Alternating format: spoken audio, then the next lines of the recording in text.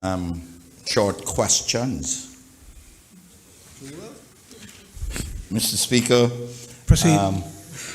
I wonder if the Premier can tell us how many, if he can, that is, how many, and under what arrangement will we be getting the vaccines from the UK?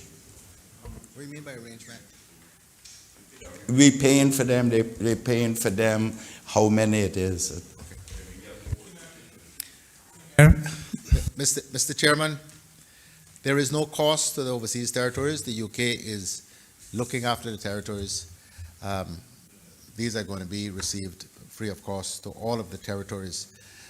It is difficult to say precisely how many we will get, which is why I use the rather vague expression, several thousand, enough to vaccinate several thousands of our people.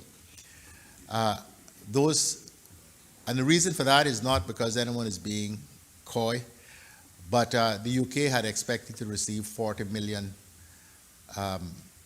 doses by now, and in fact they've wound up with 800,000. These are being shipped from Belgium, and so those that the UK are currently administering are from that 800,000 batch. They expect to get 40 million by Christmas. And if all goes according to plan, then the territories will get from that.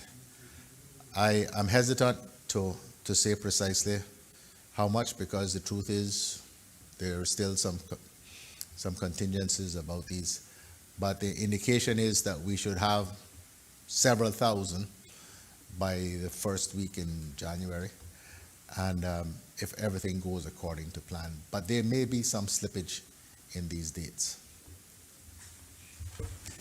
Honourable Leader of the Opposition. Thank you, Mr. Speaker. Mr. Speaker, I wonder if the Premier can tell us, albeit that this is voluntary, will we be in a position that if the entire country volunteers to take it, that we can have the vaccine available to do that? Premier. Mr. Speaker, at some point, that is certainly the goal we are working towards. It's going to be the availability of the vaccine that is going to dictate those sorts of things. The number of encouraging things, but the AstraZeneca vaccine is also, the indications are that it will shortly be approved. And this is much easier to transport because it only has to be kept at temperatures of, I shouldn't say only, but of -8 degrees instead of -70 or -75. And indications are we might be able to get this through the United States, which means it's generally easier to get here. So this is constantly evolving. I am hopeful that there is significant uptake in the population willingness to take the vaccine.